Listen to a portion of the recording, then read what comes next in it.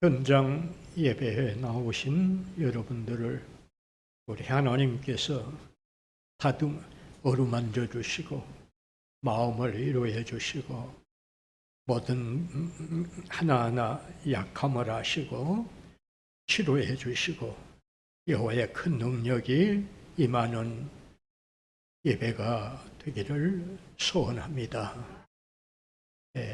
오늘 본문 말씀은 삭개오에 대한 내용입니다. 삭개오는 예수님 당시에 여리고라고 하는 도시에서 세리장, 즉 요즘으로 좀 바꾼다면 세무서장쯤 되는 이런 분입니다. 그러면 이 삭개오에게 어떤 일이 있었고 어떤 일이 있었는가를 우리가 살펴보면서 몇 가지 교훈을 나누려고 합니다. 자, 어느 날 예수님께서 제자들과 함께 마침 여리고를 지나가시는데 삭개오가 그 모습을 보았습니다. 그 모습을 보는데 많은 인파가 예수님을 따르고 또 그분을 애워싸고 웬 사람들이 저렇게 많이 따르고 함께하지?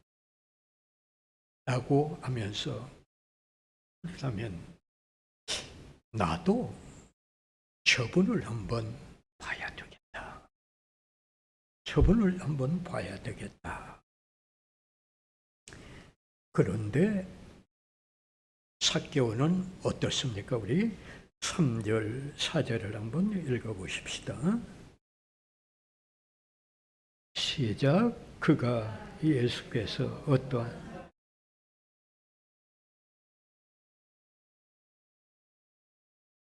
앞으로 달려가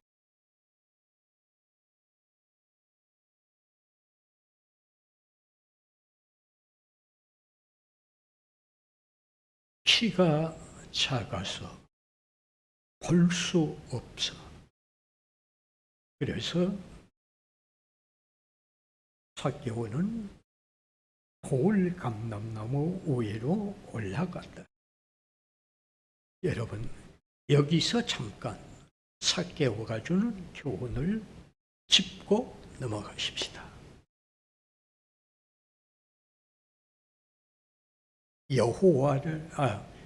주님을 향한 관심, 주님을 향한 관심, 더 나아가서 관심이 관심으로 끝나는 것이 아니고 그 관심을 관철시키기 위해서 전진하는 모습, 아니 열정을 보이는 모습. 여기 분명히 2절에 보면 그는 세리장이요 부자라. 그러니까 부자, 세리장 이런 걸 우리가 생각한다면 뭔가 별로 세상에서는 아쉬움이 없는 그런 사람이 아닙니까? 그런데도 아마 지난날 예수님에 대한 소문을 듣고 또 예수님에 대한 이런저런 얘기도 듣고 광야에서 보리떡 5개와 물고기 2마리로 5,000명이 먹고 12강조리가 남는 이런 이적을 베풀었다더라.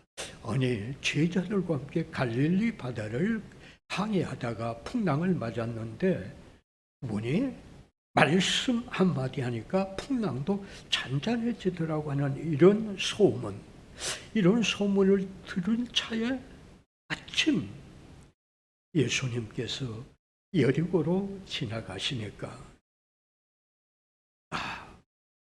내가 저분을 한번 봐야지. 그런데 군중들은 많이 따르고 많은 인파들이 몰려 있으니까 어쩔 수 없이 무화과나무로 올라가는, 주님을 보고자 하는 관심, 주님에 대한 관심, 그리고 그 관심을 관철시키기 위해서 뽕나무 위로 올라가는 예전 찬소, 예전 성경에는 뽕나무로 되어 있는데 요즘 번역에는 또 돌 무화과나무라고 번역이 된데 무화과나무에 올라가는 거예요. 우리나라 무화과나무는 한 3m에서 4m 정도 되는데 이스라엘 지역의 무화과나무는 약 5m에서 7m까지 상당히 높은 무화과나무예요.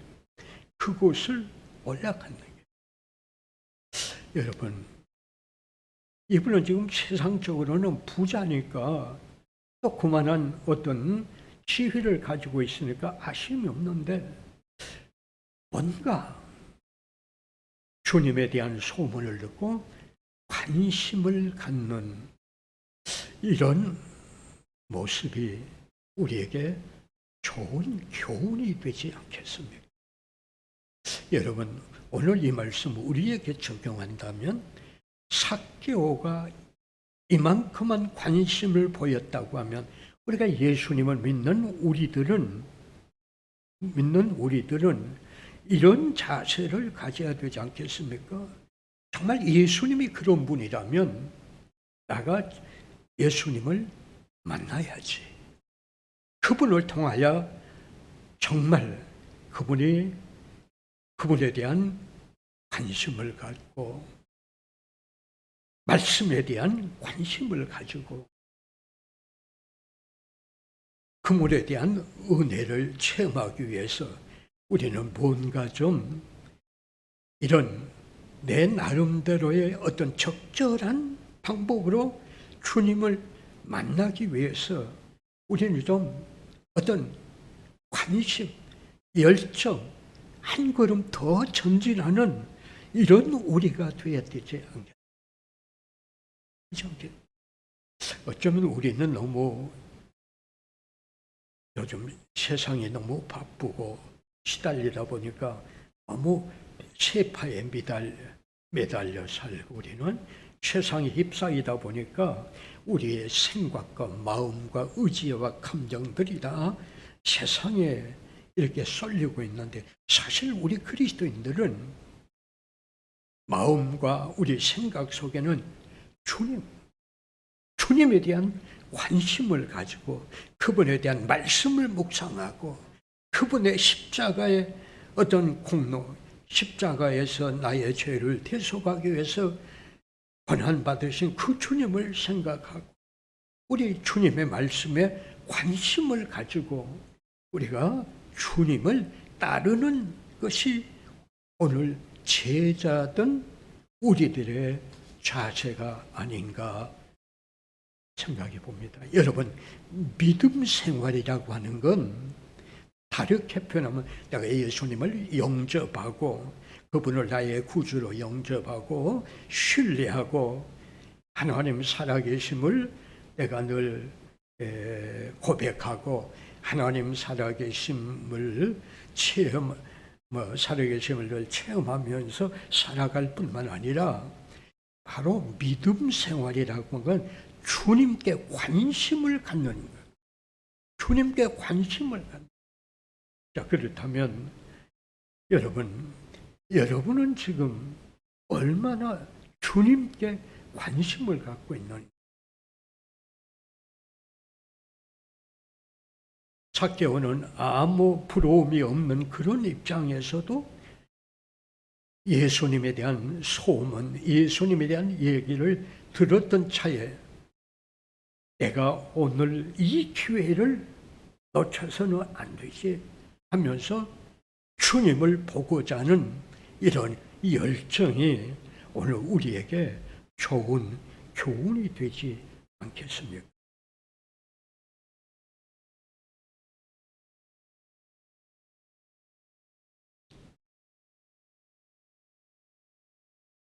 우리나라 전통 가요에 뭐 이런 노래가 있지. 아내의 뭐 바치는 노래 이런 가사에 보면 안지나 서나 당신 생각, 안지나 서나 당신 생각. 우리는 안지나 서나 예수님 생각, 예수님의 은혜, 십자가에서 흘리신 보혈로 우리 죄를 씻어주시고 우리 같은 죄인을 위해서 고난받으시고 피 흘리신 주님의 은혜를 생각하며 하루하루를 보내는 이게 정말 우리 그리스도인들의 자세가 아니겠습니까? 삭개오가 이렇게 하자 예수님은 어떻게 하셨어요? 삭개오야, 내려오라. 오늘 내가 너희 집에 유하여야 되겠다.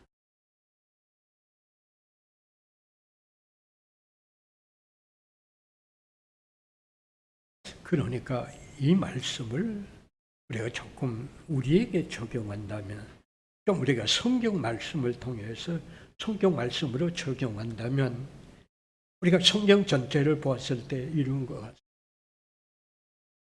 우리가 뭔가 주님을 위해서 조그만 열정, 어떤 헌신, 관심을 보이면 주님은 우리에게 10가지, 100가지, 1000가지를 우리에게 더해 주시는 분이 주님이시다는 거예요. 응?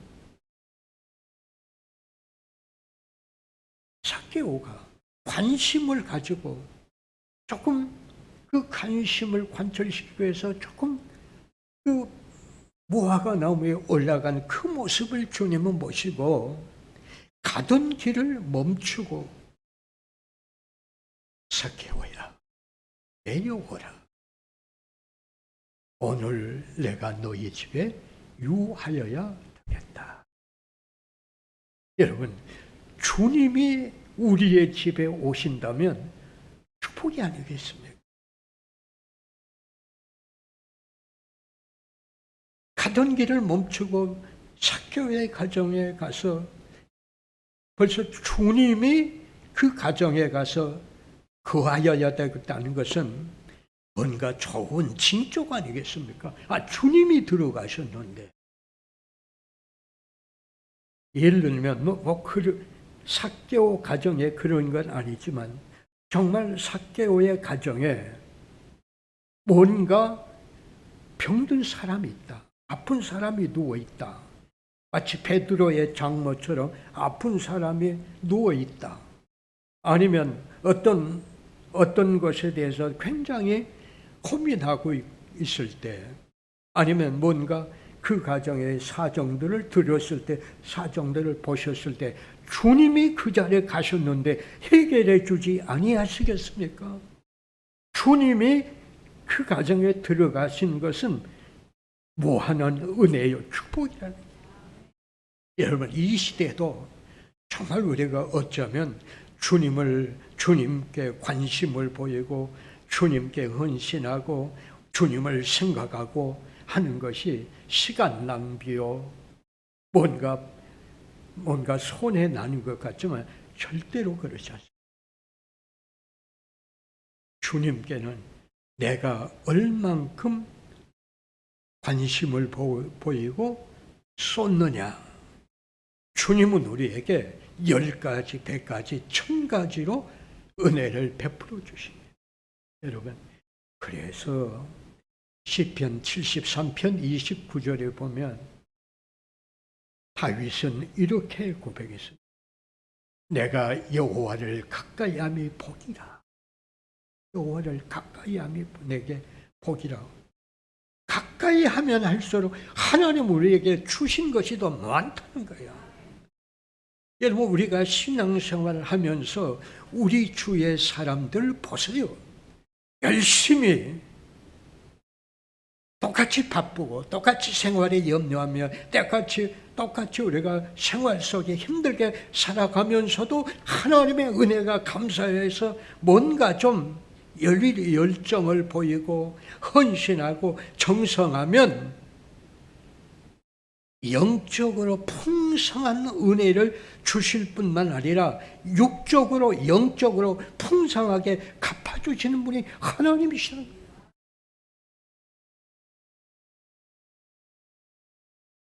억지로 주님을 끌고 자기 집에 들어가는 게 아니고 주님께 관심을 보이고 이런 열정을 조금 보였을 때 주님은 스스로 그 가정에 들어가셔서 축복하신다는 거예요.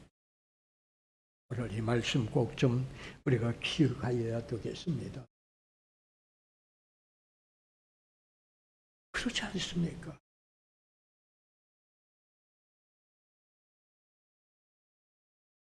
우리가 이런 것들을 우리는 늘 삶의 현장에서 체험하지 않습니까? 예? 우리가 참 똑같은 환경 속에서 그러지만은 그래도 시간과 여러 가지를 말하자면 바쳐서 주님께 하였을 때 주님은 우리에게 얼마나 많은 것으로 갚아주시나요?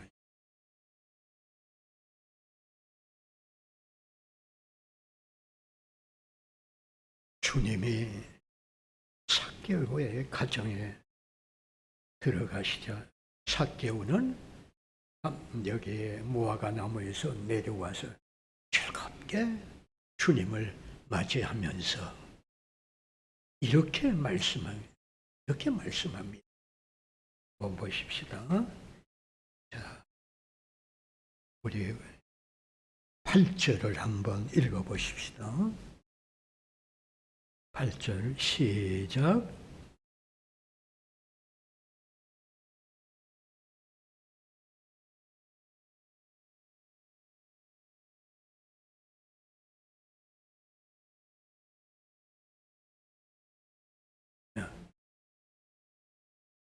주님이 삭개오의 과정에 들어가시던 맨 먼저 삭개오가 주님께 하는 말이에요. 주여 보시옵소서. 내 소유의 절반을 팔아 가난한 자들에게 나눠주겠습니다. 내가 누구의 것을 말하자면 누구를 속였거나 빼앗은 일이 있다면 4배의 갑절을 갚으겠나이다. 여러분 이 말씀을 조금 이해하기 더 쉽게 조금 그 당시 세리장에 말하자면 그 입장을 한번 이렇습니다. 당시 예수님 당시에는 이 이스라엘은 로마의 통치 아래 있었기 때문에 로마의 관리로부터 임명을 받아야 됩니다.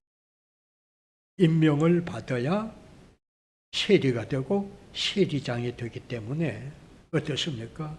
자연히 뇌물을 로마의 관리에게 주고 또 그 대가로 이런 직분을 얻고 또 이스라엘 백성들에게 이런저런 명목을 비춰서 세금을 많이 걷어가지고 일정 이상의 말하자면 성과를 올리고 자기 수입도 챙기고 또 다음에 또 임명을 받기 위해서 뇌물을 바치고 그래서 여기에 7절에 보면 많은 사람들이 이 예수님이 삭개오의 집에 들어가니까 아니 죄인의 집에 들어갔다. 당시 세리나 세리장 이런 사람은 완전히 이스라엘 백성들로부터는 도둑놈이라고. 왜? 세금을 많이 뜯어가지고 자기 수입에 넣고 또 로마 정부에 바치고 이런 커넥션이 이루어져서 어지간하면 다 도적놈이라고 이렇게 인정하는데 오늘 이 삭개오의 고백을 보면 내가 누구를 속였거나 누구의 것을 빼앗아 내 것으로 만들었다면 내가 4배의 갑절을 갚겠나이다 하는 걸 보면 정직한 삶, 정직한 삶. 오늘 이것이 우리에게 주는 교훈이 아니에요. 얼마든지 부정을 저지를 수 있는 지금 현재 돈을 만지고 있고 관리하는 입장인데 얼마든지 부정을 저지를 수 있는 처지에 있으면서도 이렇게 고백한 건 그가 얼마나 정직한 자의 삶을 살았는가. 이 점이 오늘 우리에게 좀 좋은 교훈이 되지 않겠습니까? 그렇습니다. 요즘 시대가 참 속이고 빼앗고 짓밟고 그래서 출세하고 돈 모으고 그런 세상에 오늘 이 삭개오 같은 사람은 우리에게 중요한 교훈과 모범이 되지 않겠습니까? 오늘 우리 그리스도인들은 정말 정직한 삶을 살아야 합니다.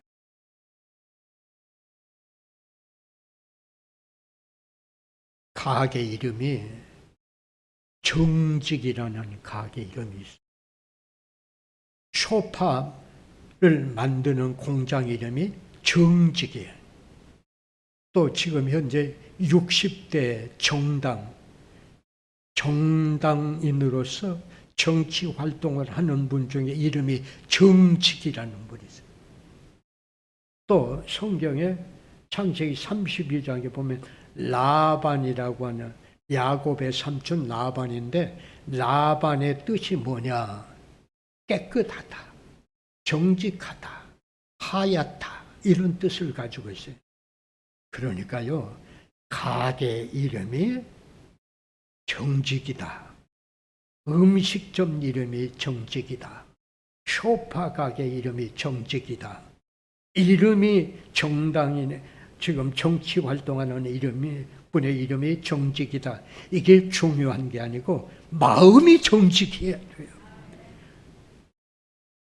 삶이 정직해야 돼요. 행동이 정직해야 돼요.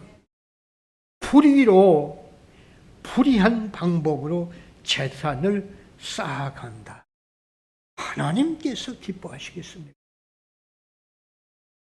시편 32편 1절 이하에 보면 불의한 방법으로 잘 되는 사람들을 우리 그리스도인들은 부러워하지 말아라. 속히 쇠잔할 풀과 같을 것이다. 불의한 방법으로 우리가 부를 축적하며 하나님 없이 살아가는 것보다 정말 하나님 앞에서 우리가 정직한 삶, 정직한 행동이 얼마나 아름답습니까? 우리가 사도행전에 보면 하나님께서 사울을 40년 동안 보아왔으나 하나님 마음에 합하지 않아서 패하였다고 했고, 다윗은 내 마음에 합하였다. 다윗은 내 마음에 쏙 들었다. 그러면 다윗은 어떠한 사람이었기에 이렇게 정말 하나님 보시기에 합당했을까? 물론 우리가 다윗의 일생을 통해서 보면 그분에 대한 장점이 많습니다. 그분에 대한 단점도 있습니다. 그런데 한 가지 빼놓을 수 없는 것은 다윗의 일생을 통해서 볼 수 있는 것은 정직한 삶. 잘못했을 때는 하나님, 내가 이런 것에서 잘못해서 용서해 주시옵소서.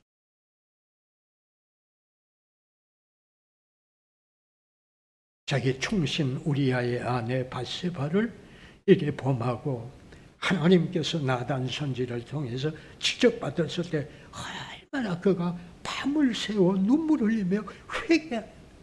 바로 다윗이 정직한 것 때문에 완전한 것이 아니라, 사람은 완전하지 않지만 우리는 정직할 수는 있습니다. 완전할 수는 없습니다. 하나님 보시기에는 다 거기서 거기입니다. 50보 100보입니다. 그런데 완전할 수는 없지만 우리는 정직할 수는 있습니다. 어려울 때는 어렵다고 하고, 힘들 때는 힘들다고 하고, 잘못했을 때는 잘못하고, 감사할 때는 찬송하고, 이게 정직한 자의 삶입니다. 오늘 우리도 하나님 보시기에 정직한 그런 삶이 되지 않을까 생각해 봅니다. 물론 우리는 정말 나름대로 하나님이 다 보시고 하나님께서 다 우리를 감찰하신다고 하는 걸 기억하고 우리는 조심하고 정직하게 살기 위해서 우리는 몹시 노력하고 또 최선을 다하는 줄로 믿습니다. 그러나 오늘 기왕에 우리가 주님의 말씀이 나왔으니까 다시 한번 우리가 기억하고 우리의 생각이, 우리의 마음 씀씀이, 우리의 행동 하나하나가 우리의 삶이 정직한 삶이 되어야 했습니다. 역대상 29장 17절 말씀에 보면 다윗이 이렇게 고백했습니다. 나의 하나님이여, 나의 하나님이여. 여호와는 정직한 자를 받으시고 기뻐하시는 줄로 믿습니다. 정직한 자를 받으시고 기뻐하시는 줄로 믿습니다.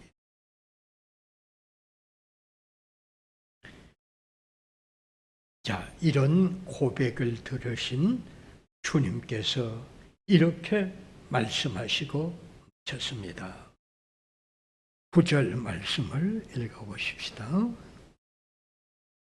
시작.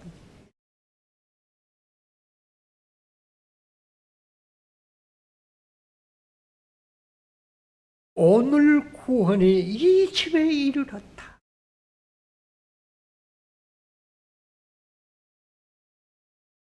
이 사람도 아브라함의 자손이다. 즉 삭개오가 예수님을 보기 위해서 조그만 그런 관심, 열정을 보였을 때 주님은 그 가정에 들어갔을 뿐만 아니라 구원의 역사를 일으켜 주셨다는 거예요. 구원의 역사. 여러분, 이게 축복이 아니겠습니까? 이게 은혜가 아니겠습니까? 여러분, 바라기는 오늘 정말 우리가 주님 앞에 바로 살기를 위해서 정직한 여러분의 가정에 주님이 들어가셔서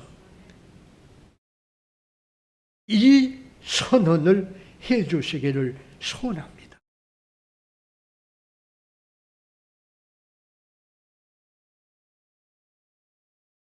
구원이 이 집에 이르렀다.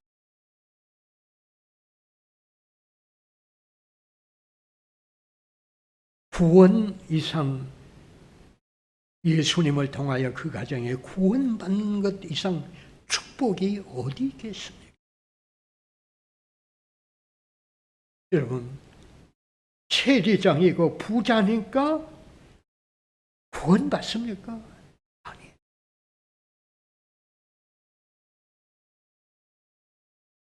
오늘 주님이 여러분의 가정에 방문하셔서